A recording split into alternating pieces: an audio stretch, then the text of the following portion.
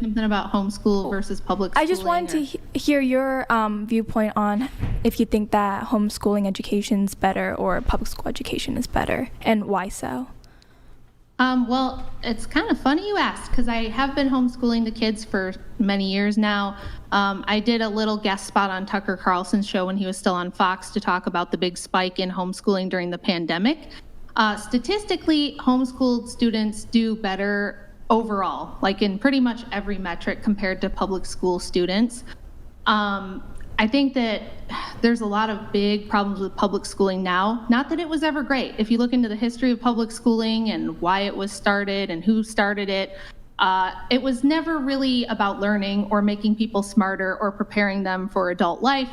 It was more so about preparing good little cogs in the wheel who were going to follow, the values of the state, whatever the government wanted kids to do. And it was based on the Prussian school system, which was to make good soldiers for Prussia. So I think Andrew's really spot on when he says school is not for smart people. I think that's correct. I think there's lots of ways to socialize kids, and especially nowadays, there's homeschooling co-ops, homeschooling groups. There's more ways to connect and socialize than ever before. And like Andrew said, our kids can do all the sports and the extracurricular activities. They can go to tech center, vocational center, all that kind of stuff. So it really just gives you the freedom. And we have 5 kids, so each kid has their own strengths, their own weaknesses, their own personality, their own way they prefer to learn. One of the biggest weaknesses in public school is that you kind of have to cater to the lowest common denominator. So if you're like a little smarter, you might have a hard time. If you're somebody who has a different style of learning that's not really adaptable to public school, you're going to have a hard time. And especially boys, public school is really catered to girls. It's catered to girls doing stuff like sitting still, getting in line. My cat's freaking out over there. Andy's trying to he's trying to handle him. But yeah, so I much prefer homeschooling for a lot of reasons. We can get as much done in a day at homeschool in about 2 hours as the kids would learn in 7 hours of a regular school day. And I would say they retain a lot more of it, and there's no need for like extra homework when you get home, things like that. So I'm a huge homeschooling advocate, and it's worked great for our family. I know that not every parent may be great at homeschooling, but not every parent's a great parent. There's always going to be some people who don't do well regardless of what we're talking about. So yeah, kind of where I would go with it. I absolutely love your comment. I think it kind of like bothered me initially because I didn't really like the generalization that homeschooling's best for everyone. I think there are definitely like special cases, like just like you said, like super like geniuses or like prodigies, like they should be homeschooled and develop those talents and knowledge. But I think I went to public school, and then I also went to like a small private school as well for high school, and I just found so much, or I feel like I learned so much in public schools and private schools. Not only kind of like, obviously I think if I was homeschooled I may have known more. Oh, sorry. He's over here wrestling the cat. Oh, sorry. No worries.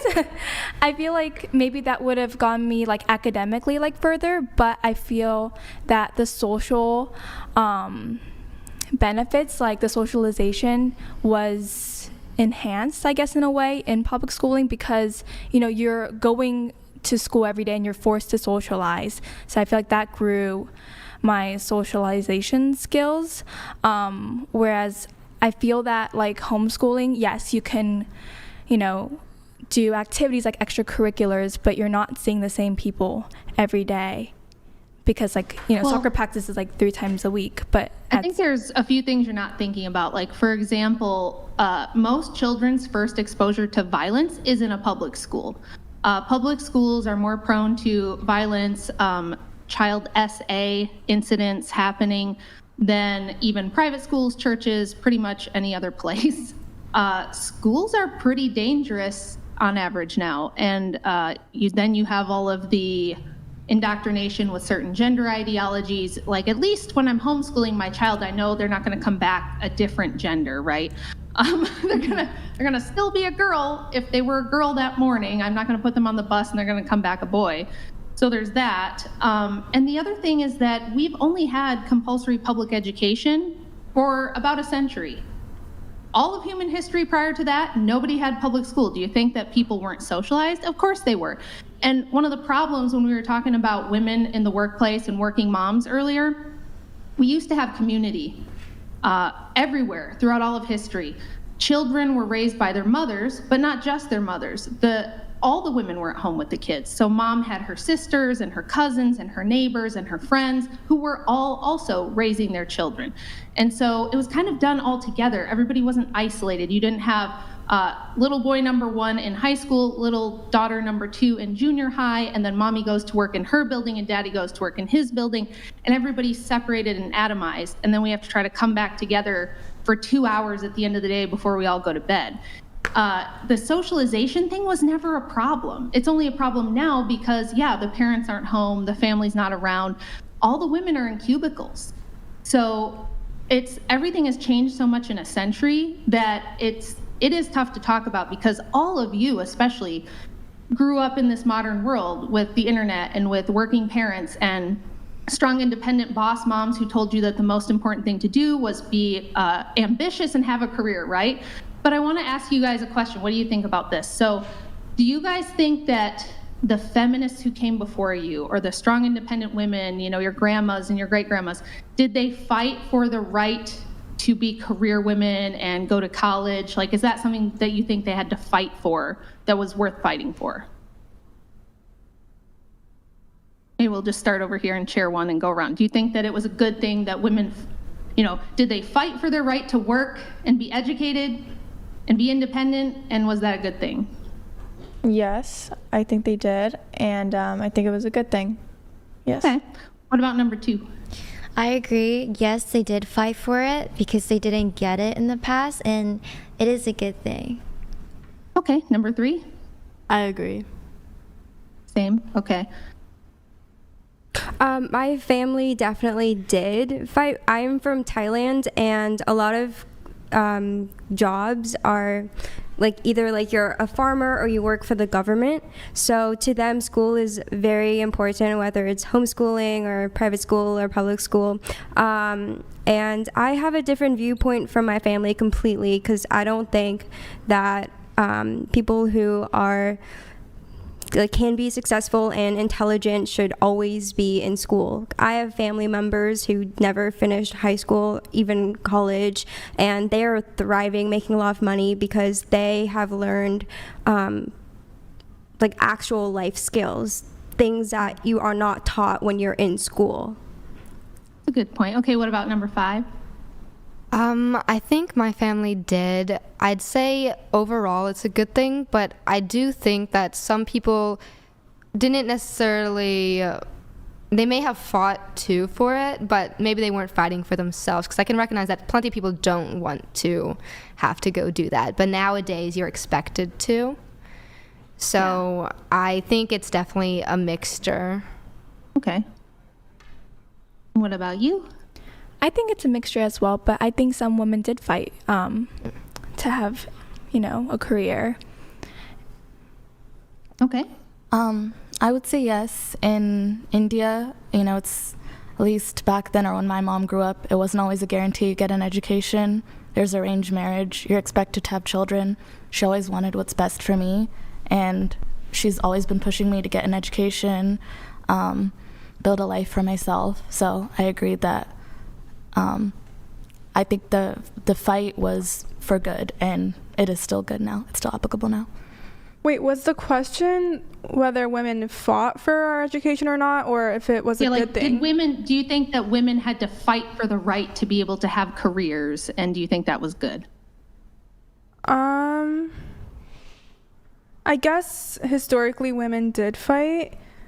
I'm kind of torn on the good or bad part, because I do believe in equal opportunity, but I think it was overall a detriment to society that women were sent to work. Okay, I'm going to follow that up with a second question. So if women fought for the right to work and have careers and be able to be independent, have their own money and have an education, do you think that it's a privilege for a woman to be able to stay home with her children? Like if I said, oh, well, I stay home with my kids and my husband works, would you say, well, not all women have that privilege? So I'm asking, is it a privilege to be a stay-at-home mom, or are you oppressed if you're a stay-at-home mom? I think people would look at it both ways. Personally, I think it is a privilege because, as we were talking about earlier, like she also said just now, most women were forced to go to work, which they didn't want to. They wanted to stay home. So in that case, it would be a privilege, but then for other cases, it would be oppression. But I would think it was a privilege. Okay, number 2, what do you think?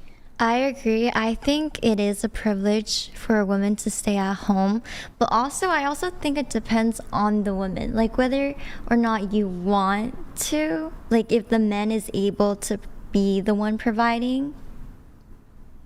Okay. What about 3? I think if your husband makes enough to where you guys can do that, I think that's a pretty good thing. I think it's a privilege. Okay. What about number 4? I think if your husband is wealthy enough to support you and your entire family, and you can just stay at home, take care of your kids, like not really have to worry about making money yourself in your career, then that is a privilege. Okay. I think overall, I think it's a privilege. At the same time, I know that if I had a child, while I'd want to be able to stay home with them, and especially their more formative years, I also would need some sort of other work beyond just my kid, because I wouldn't want to just feel like I lost myself. Mm-hmm. Okay, number 6. Yeah, I think. Sorry guys, I don't have your names here, so I'm just going by your chair number. It always depends on the case, but I think it's a privilege in some cases, as mentioned before. Yes, I think it's a privilege to stay at home. I think it's a wonderful thing to be stay-at-home mom, housewife. If your husband can support it, then yeah. A privilege.